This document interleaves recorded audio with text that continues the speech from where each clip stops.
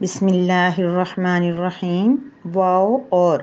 لیے، اللہ اللہ، وللہ اور اللہ کے لیے، المشرق مشرق ہے، والمغرب اور مغرب ہے، فاپس اینما جہاں کہیں بھی، تولو تم پھرو، فاپس ثم پاؤ گے، وجہ رخ، اللہ اللہ کا، ان بے شک اللہ اللہ تعالیٰ، واسع بہت وسعت والا، علیم جاننے والا ہے۔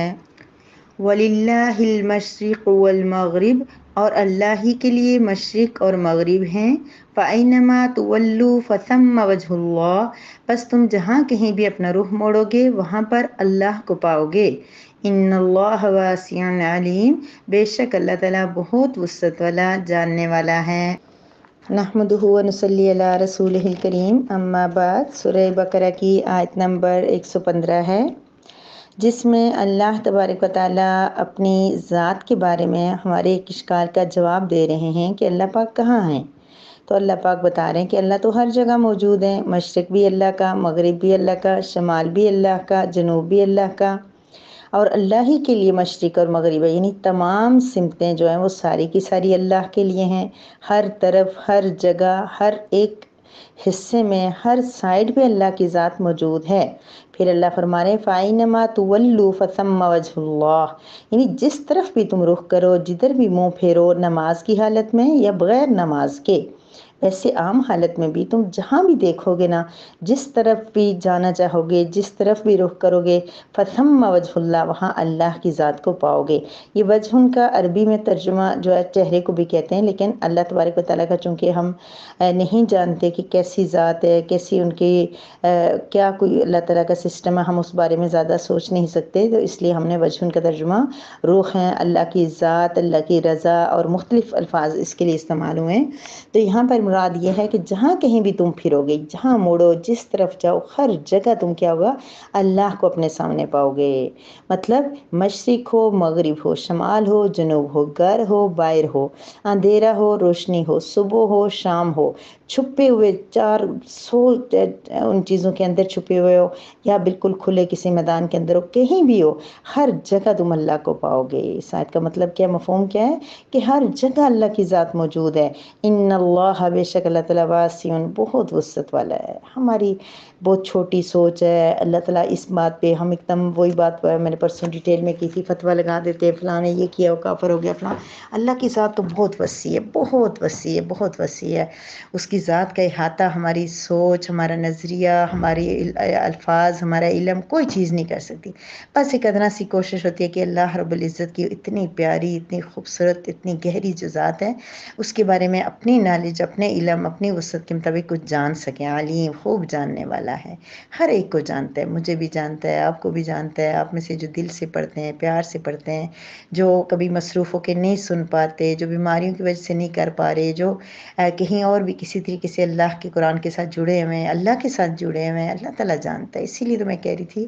آپ نے کسی کو شاید میری بات بری بھی لگی ہو، کچھ کمنٹس بھی آئے ہیں، لیکن میرے کہنے کا مقصد یہ تھا کہ ہمیں نہیں پتہ کہ کون سا شخص اللہ کے کتنا قریب ہے، یہ تو علیم ذات ہی جانتی ہے نا۔ ہم دیکھنے میں ہو سکتا ہے کسی کو اتنا نیک، اتنا پارسا، اتنا بزرگ سمجھ رہے ہوں، لیکن اللہ نہ کرے کہ اس کے اندر کی جو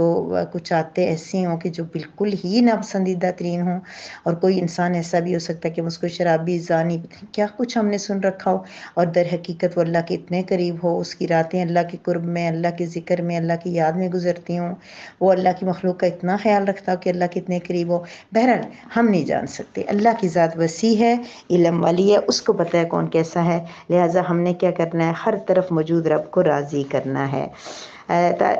تقی عثمانی صاحب کی تفسیر میں اس آیت مبارکہ کی تفسیر یہ لکھی ہوئی ہے کہ اس سے پہلے آیت مبارکہ میں جن 3 گروہوں کا ذکر ہوا تھا، ان کے درمیان ایک اختلاف قبلے کا بھی تھا، جیسے کہ آپ کو پتہ ہے یہودی، عیسائی اور مسلمان۔ اہل کتاب بیت المقدس کی طرف رخ کر کے نماز پڑھتے تھے، اور مشرکین بیت اللہ کو قبلہ سمجھتے تھے، اور مسلمان بھی اسی کی طرف رخ کر کے نماز پڑھتے تھے، اور یہ بات یہودیوں کو ناگوار تھی۔ کہ یہ بیت اللہ کو کیوں سمجھتے ہیں، بیت المقدس کو کیوں نہیں سمجھتے۔ ایک مختصر عرصے کے بعد مسلمانوں کو بیت المقدس کی طرف رخ کرنے کا حکم دیا گیا۔ یہ واقعہ انشاءاللہ جب سیکنڈ پارہ سٹارٹ ہو رہا ہوگا اس کے شروع میں بہت ہی ڈیٹیل میں اور بہت ساری آیات اس بارے میں آئی ہیں۔ تو یہودیوں نے خوشی کا اظہار کیا کہ دیکھو مسلمان ہماری بات ماننے پر مجبور ہو گئے ہیں، ٹھیک ہے۔ بیت المقدس اللہ کے حکم سے جب انہوں نے قبلہ بنایا تو یہودی سمجھنے لگے کہ وہ ہماری وجہ سے مجبور ہو گیا، ہمیں برا لگ رہا تھا، انہوں نے بیت اللہ کو چھوڑ کے کیا کیا، بیت المقدس کو قبلہ بنا دیا۔ پھر دوبارہ بیت اللہ کو مستقل قبلہ بنا دیا گیا۔ اب بہت ڈیٹیل میں آگے پڑھیں گے جس کی تفصیل انشاءاللہ اگلے پارے کے شروع میں آنے والی ہے، جیسے کہ میں نے بتایا۔ یہ آیت بظاہر اس موقع پر نازل ہوئی ہے جب مسلمان بیت المقدس کی طرف رخ کر کے نماز پڑھ رہے تھے۔ بتلانا یہ مقصود ہے کہ کوئی بھی سمت اپنی ذات میں کسی تقدس کی حامل نہیں۔ مشرق و مغرب سب اللہ کی مخلوق اور اسی کی تابع فرمان ہیں۔ اللہ تعالیٰ کسی ایک جہت میں محدود نہیں، وہ ہر جگہ موجود ہے، چنانچہ وہ جس سمت کی طرف رخ کرنے کا حکم دے دے، بندوں کا کام یہ ہے کہ اسی کی حکم کی تعمیل کریں۔ یہی وجہ ہے کہ اگر کوئی شخص کسی ایسی جگہ ہو جہاں قبلے کی صحیح سمت پتہ نہ چل رہی ہو تو وہاں وہ اپنے اندازے سے جس سمت کو قبلہ سمجھ کر نماز پڑھے گا، اس کی نماز ہو جائے گی۔ لیکن یاد رکھیں جس کے پاس موبائل ہے، نیٹ ہے، تو وہ نیٹ سے سرچ کر سکتا ہے کہ قبلہ کس سائڈ پہ ہے۔ اب اتنا مشکل نہیں رہا، یا وہاں کوئی بندہ موجود ہے اس سے پوچھے بھی، اگر ایسی کوئی صورت نہیں ہے قبلہ کسی کو بتانے کی تو پھر اسی طرح نماز پڑھ سکتا ہے۔ یہاں تک کہ اگر بعد میں پتہ چلے کہ جس رخ پر نماز پڑھی ہے وہ صحیح رخ نہیں تھا، تب بھی نماز دہرانے کی ضرورت نہیں ہے، کیونکہ اس شخص نے اپنی طاقت کے مطابق اللہ کے حکم کی تعمیل کر لی۔ دراصل کسی بھی جگہ یا کسی بھی سمت میں اگر کوئی تقدس آتا ہے تو وہ اللہ تعالیٰ کے حکم کی وجہ سے آتا ہے، لہٰذا اگر اللہ تعالیٰ قبلے کے تعین میں اپنے احکام بدل رہا ہے تو اس میں کسی فریق کی ہار جیت کا سوال نہیں۔ یہ تبدیلی یہی دکھانے کے لیے آ رہی ہے کہ کوئی سمت اپنی ذات میں مقصود نہیں، مقصود اللہ تعالیٰ کے حکم کی پیروی ہے۔ اگر آئندہ اللہ تعالیٰ دوبارہ بیت اللہ کی طرف رخ کرنے کا حکم دے دو تو یہ بات ناقابل تعجب ہونی چاہیے اور ناقابل اعتراض۔ تو مطلب کیا ہوا کہ مشرق اور مغرب کے بارے میں جو آگے جو ہے وہ قبلے کے بارے میں جو کنسپٹ ہم پڑھنے والے ہیں اسی کی ایک بیس اللہ تبارک و تعالیٰ اس آیت مبارکہ میں بتا رہے ہیں کہ آگے جو ہے اللہ تبارک و تعالیٰ حکم دیں گے قبلہ چینج کرنے کا اور بیت المقدس قبلہ بن جائے گا، اور پھر دوبارہ اللہ تبارک و تعالیٰ خانہ کعبہ کی طرف منہ کر کے نماز پڑھنے کا حکم دیں گے، تو وہ اس کی تفصیل ساری بعد میں آئے گی۔ ابھی اللہ تبارک و تعالیٰ نے ایک آیت مبارکہ سے واضح کر دیا کہ مقصد تمہارا مشرق کی طرف منہ کرنا نہیں ہے، مغرب کی طرف منہ کرنا نہیں ہے، اصل مقصد تمہارا یہ ہے کہ اللہ کی رضا، اللہ کی اطاعت۔ تو اللہ کی اطاعت جس طرف بھی جب حکم آئے گا تم کرو گے۔ اور ایک قول یہ بھی ہے کہ سفر میں سواری پر نوافل پڑھنے کی بابت یہ آیت اتری کہ اگر کوئی سواری کے اوپر نفل پڑھ لے تو کیا وہ ہوں گے یا نہیں، تو پھر اللہ تعالیٰ نے بتا دی کہ سمتیں ساری، ہر سمت میں اللہ تعالیٰ ہے تمہاری نیت صحیح ہوگی تو نفل اللہ تعالیٰ قبول کر لیں گے۔ یا سفر تھا اور سفر میں صحابہ کرام نے نماز پڑھی اور ان کا قبلہ مشتبہ ہو گیا تو تب بھی یہ آیت نازل ہوئی۔ پھر اللہ تعالیٰ فرما رہے ہیں کہ ان اللہ واسع علیم، یعنی کہ اللہ کی جو رحمت ہے وہ بہت وسعت والی ہے، ہر جگہ عام ہے، وہ کسی ایک مکان جہت کے ساتھ خاص نہیں ہے۔ اگر کوئی مسجد میں بیٹھ کے نماز پڑھے گا، دعا کرے گا، بہت قبولیت کے آثار ہیں، لیکن کوئی گھر میں بیٹھ کے بھی اللہ کا ذکر کرے گا، تہجد پڑھے گا، تو وہ بھی اللہ تبارک و تعالیٰ کے ہاں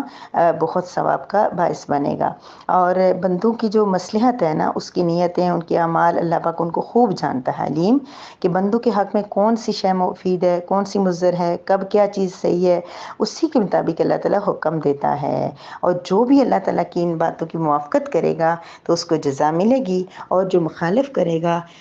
کرے گا تو اس کو سزا ملے گی۔ اس کے علاوہ ایک قول یہ بھی ہے کہ ایسے مسلمان جنہیں مسجد حرام میں جانے اور اللہ کی ذکر عبادت سے روکا گیا تھا، جب نبی کریم صلی اللہ علیہ وسلم کو صحابہ کو روکا گیا تھا نا کہ ابھی ہم نے اس کے بارے میں بھی گزشتہ آیت میں پڑھ لیا، تو کیا ہوا کہ جانے سے ان کو روکا گیا تو پریشان ہو گئے صحابہ، نبی کریم صلی اللہ علیہ وسلم پریشان ہو گئے، تو ان کی تسلی و تسکین کے لیے اللہ تبارک و تعالیٰ نے ارشاد فرمایا کہ مسجد حرام سے روک دینے سے پریشان نہ ہوں، کیونکہ تمام مشرق و مغرب اللہ ہی کے لیے ہے، جس جگہ بھی اس کی عبادت و بندگی کریں گے اللہ تعالیٰ وہیں حاضر و ناظر ہے اور سب کچھ جاننے والا ہے۔ یعنی کہ جب صحابہ پریشان ہو گئے نبی کریم صلی اللہ علیہ وسلم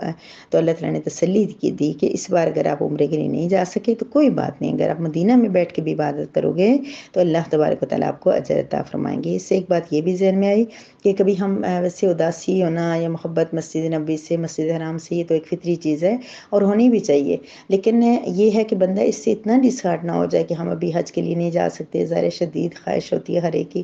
حج بہت بڑی سعادت ہے. چلے دعا مانگنا, پریشان ہونا, رونا, حج کے دنوں میں جو ہے نا اسٹیٹس دیکھتے کہ اداس ہونا, یہ سب کچھ ایک اچھی بات ہے, لیکن یہ بات یاد رکھیں کہ اس کا مطلب یہ نہیں کہ ہم ابھی حج پہ نہیں جا سکتے یا ہم عمرہ نہیں کر سکتے تو ہم اللہ تعالیٰ سے بہت دور ہو گئے. جو عمرہ حج کر رہے وہ بہت قریب ہو گئے. ہم اگر گھر کے اندر بیٹھ کے بھی 5 وقت کی نماز وقت پہ پڑھیں گے, تہجد, اشراق, چاشت کے پابندی کریں گے, یا کسی بھی طرح سے اللہ کے قرب حاصل کرنے کی کوشش کریں گے اپنی استطاعت کے مطابق, تو اللہ تعالیٰ اس کو بھی بڑی قبولیت عطا فرما دیں گے. اگر ہم نہیں جا سکتے تو ہم کہتے ہیں ہم عمرے پہ نہیں جا سکتے, یہ وہ, ہم نماز تو پڑھ سکتے ہیں نا, نماز تک تو ہمارا جانا ہماری کوئی رکاوٹ نہیں ہے, کچھ نہیں ہے, تو لہٰذا اس کی پابندی ہمارے لیے ضروری ہے. ہم جو کر سکتے ہیں اللہ صرف اس کے لیے ہم سے پوچھیں گے. پھر ایک روایت یہ بھی ہے کہ ایک بار مسلمان کسی سفر جہاد میں تھے, شب کے وقت نماز پڑھنے کا ارادہ کیا, لیکن تاریکی کی وجہ سے قبلے کی سمت محسوس نہ ہوئی. ہر چند کوشش کی مگر قبلے کا صحیح رخ معلوم نہ ہو سکا. آخرکار سب نے اپنے اپنے گمان اور خیال کے اعتبار سے جدھر قبلہ سمجھا اسی طرف کو رخ کر کے نماز پڑھ لی. صبح کو حضور صلی اللہ علیہ وسلم کی خدمت میں ایک قصہ عرض کیا, اس وقت یہ آیت نازل ہوئی, اور اس بنا پر حاصل مطلب آیت کا یہ ہوا کہ مشرق و مغرب سب اللہ کے لیے ہے, ہر طرف اسی کا جلوہ ہے. اگر تاریکی وغیرہ کے عذر سے سمت قبلہ معلوم نہ ہو سکے تو جدھر کو بھی منہ کر کے اللہ کو سجدہ کر لو گے, سجدہ ہو جائے گا, کیونکہ اللہ ہر طرف ہے, کسی سمت و جہت میں محدود نہیں. اور اللہ تعالیٰ تو اطاعت کو چیک کر رہے ہیں,